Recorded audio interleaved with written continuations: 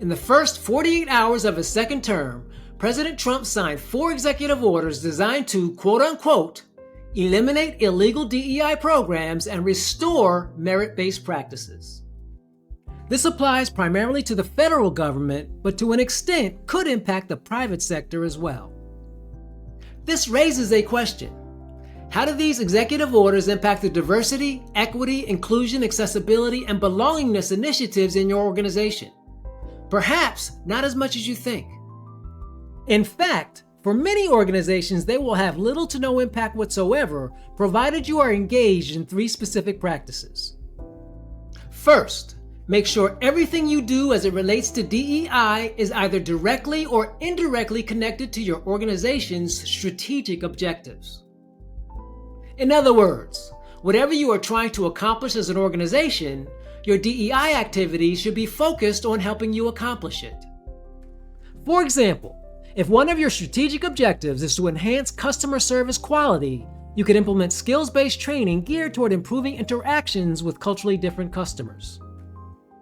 Likewise, if your goal is to become an employer of choice, you might start by evaluating the level of employee engagement for different demographic groups within your organization.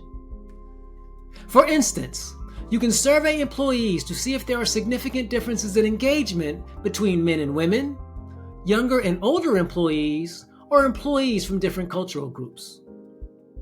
That will give you an indication of what you need to do to improve employee engagement, to enhance psychological safety, and to allow employees to be their true, authentic selves, all of which can make you an employer of choice. Second, make sure that whatever you do, it's supported by data. In other words, evaluate the effectiveness of your DEI interventions by using metrics. A metric is a key performance indicator that clarifies how effectively something is working. For example, you can evaluate the effectiveness of that cross-cultural interaction training we just discussed using customer satisfaction scores, which assess how satisfied consumers are with a particular product or service. By comparing scores between people who have completed the training and those who have not, you get a better indication of the effectiveness of that training.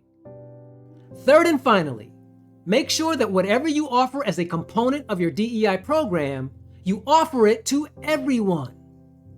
For example, employee resource groups are among the most effective DEI interventions. They promote partnerships, offer allyship, and help members get access to the people and resources they need to be successful. Generally speaking, they are voluntary groups of people who share similar interests, backgrounds, and life experiences, which is great. Just make sure they are open and available to everyone. That's it.